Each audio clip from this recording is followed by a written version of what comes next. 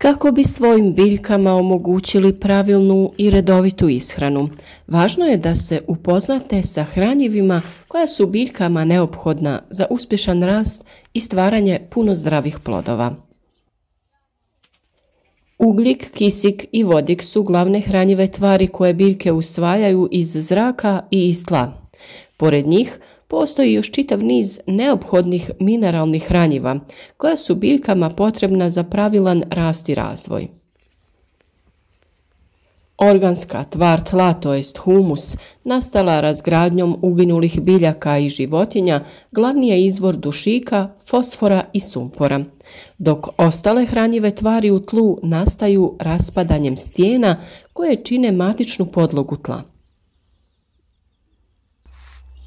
U ovom videu ćemo vam pokazati kako na ekološki način doći do minerala koji su potrebni biljkama za njihov razvoj. Podržite nas u našem radu i kliknite ispod videa na like, a ako do sada niste, zapratite naš kanal. U slučaju da imate nekih pitanja, slobodno nam pišite ili podijelite s nama vaša iskustva u uzgoju voća i povrća. Količina organske tvari u tlu utječe na strukturu tla, te je osnovni izvor energije za sva mala stvorenja koja neumorno rade stvarajući plodan humus. O količini humusa ovisi i količina raspoloživih organskih hranjiva koja su dostupna biljkama, te je veoma važno iz godine u godinu zemlji vratiti dio koji smo od nje uzeli, jer bi u njenom nestanku došlo do katastrofalnih posljedica za čitav život na zemlji. Azot, fosfor i kalij su makroelementi koje je biljkama potrebno dodavati, a skraćeno ih nazivamo prema njihovim hemijskim simbolima, to jest NPK. U nastavku videa ćemo reći zašto su bitni ti elementi, kako se biljke ponašaju ako ih fali, a kako ako ih ima previše u tlu. Uz to reći ćemo gdje u prirodi možemo pronaći ove elemente. Azot ili dušik ima oznaku N i veoma je važan u životu biljaka jer potiče rast izdanaka i lisne mase te stvaranje bjelančevina. Najviše dušika nalazi se u atmosferi koji u asimilacijskim procesima neke bakterije i višlje biljke ugrađuju u tlo, te on postaje dostupan biljkama. U tlu je pohranjen u anorganskim i organskim spojevima. Najviše ga ima u humusnim tlima te u nepotpuno razgrađenim biljnim i životinjskim ostacima. Gnojiva bogata dušikom su ovčja i kozja gnojiva, te tekuće biljno gnojivo od koprive. Na našem kanalu ste mogli vidjeti video o pripremi hranjiva od koprive, pa ako niste, pogledajte ga. Sa ovom biljkom borimo se protiv insekata i raznih oboljenja, a uz to odlično je hranjivo za naše biljke. Primjenom dušičnih gnojiva potrebno je biti oprezan jer sa prekomjernom gnojidbom potiče se i obilan rast lisne mase, što je posljedica smanjenja cvjetanja i stvaranja plodova. Sa druge strane, nedostatak dušika kod biljaka uzrokuje kržljav rast, nježne i pomalo drvenaste stabljike zbog stvaranja viška ugljikohidrata. Kod starijih biljaka prvi simptom nedostatka dušika je kloroza, to jest žućenje listova, uslijed čega oni žute ili poprimaju purpurnu boju, te se može desiti i da na kraju opadnu. Takav primjer imamo na biljkama koje su posađene u vrt pri dosta niskim temperaturama. Zbog toga je usvajanje hranjiva usporeno i biljke imaju žute listove. Da bi pomogli biljkama, koristiti ćemo prihranu preko lista s hranjivom koji sadrži dušik.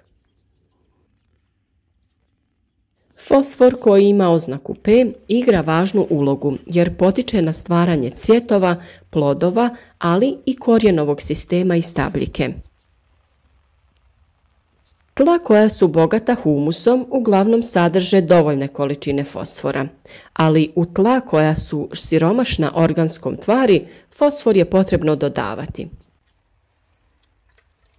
Gnojiva koja su bogata fosforom su kokošije i golublje hranjivo, a nalazi se i u koštanom brašnu i sirovom fosfatu, te se mogu dodati u zemlju. Suvišna gnojidba fosforom blokira druge mikroelemente, te ona postaju nedostupna biljkama, a to su željezo, bakar i slični elementi. Sa druge strane, nedostatak fosfora očituje se po kržljavom rastu biljaka, slabom ukorjenjavanju, odgađanju cvjetanja i zametanju plodova, te po tamno-zelenoj do smeđoljubičastoj boji listova. Kalij ima oznaku K, te ima važnu fiziološku ulogu u ishrani biljaka, a one ga usvajaju kao biljna hranjiva. Kalij je alkalni metal koji ne ulazi u sastav organske tvari. Zaslužan je za aktivaciju enzima te u skladištenju rezervnih tvari. On ima ključnu ulogu u fotosintezi, a u stresnim uslovima biljkama pomaže u adaptaciji te u obrani od patogena. Potrebe za kalijem približno su jednake kao i za dušikom. Prirodno biljno kalijevo gnojivo moguće je dobiti fermentacijom listova gaveza, maslačka i boražine, odnosno biljaka koje u sebi sadrže veću količinu kalija koji se ovim putem oslobađa, pa je izvrstan za gnojidbu plodovitih biljnih kultura. Drveni pepeo također je izvrsno kalijevo hranjivo koje se primjenjuje u malim količinama jer podiže pH vrijednost zemljišta, a idealan je kao prihrana luku i češnjaku jer on ih štiti od napada lukove muhe. Nedostatak kalija utječe na sporiji rast biljaka, a prvi vidljivi simptom može se vidjeti kao kloroza koja se razvija u nekrozu na vrhu i rubovima lista te između žila. Lišće tada poprima tamniju boju. Simptomi su vidljivi na starijem lišću koje se može početi svijati prema dole te biljka izgleda uvenulo. Nedostatak kalija javlja se na pjeskovitom i zbijenom tlu te tlima koja imaju višak kalcija. S tim dolazimo i do važnog elementa kalcija koji ima oznaku Ca, a spada u najvažnije građevne elemente. Njegova je uloga u održavanju pH vrijednosti tla, jer on ima indirektan utjecaj na raspoloživost potrebnih mikroelemenata. Naime, on veže kiseline u tlu, učvršćuje strukturu tla, sudjeluje u izmjeni iona te je zaslužan za biološku aktivnost u tlu. Zbijena zemljišta pokazatelj su nedostatka kalcija u tlu, ali i njegove kiselosti. Više o pH vrijednosti tla možete pronaći na našem kanalu u posebnom videu gdje smo objasnili kako se određuje pH vrijednost tla te kako se ona popravlja. Gnojiva na bazi kalcija su kalcijev karbonat, živo vapno, magnezijev vapnenac, tomasovo brašno i sl. Suvišna gnojidba kalcijem uzrok je alkalnosti tla u kojoj većina biljaka neće uspijevati. Prekomjernom gnojidbom kalcijem potiskuje se kalij, te ga biljke ne mogu usvojiti. Sa druge strane nije dobar ni nedostatak kalcija u tlu. Prvi simptomi pokazuju se na mladom lišću u obliku kloroze. Biljke sporije rastu i poprimaju grmolik izgled. Korijen im se slabo razvija.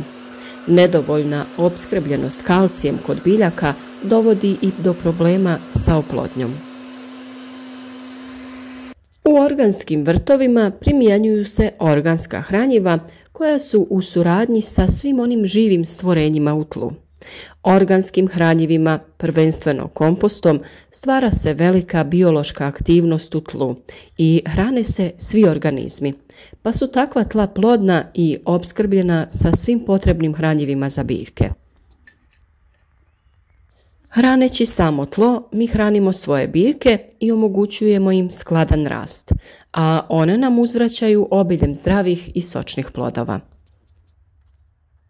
Nadamo se da vam je nakon ovog videa jasnije koji elementi imaju koju ulogu u razvoju biljaka, kako ih pronaći u prirodi i izbjeći kupovinu umjetnih hranjiva. O svemu tome imate dosta savjeta na našem kanalu, recepte kako od biljaka pripremiti hranjiva i zaštitna sredstva, pripremi humusa i glistenjaka, detaljan video o kompostiranju i općenito o održavanju kvalitetnog tla. Zapratite naš kanal, pozovite prijatelje, jer svaki dan objavljujemo novi koristan video savjet kako bi svi zajedno uzgajali zdrave i plodonosne biljke.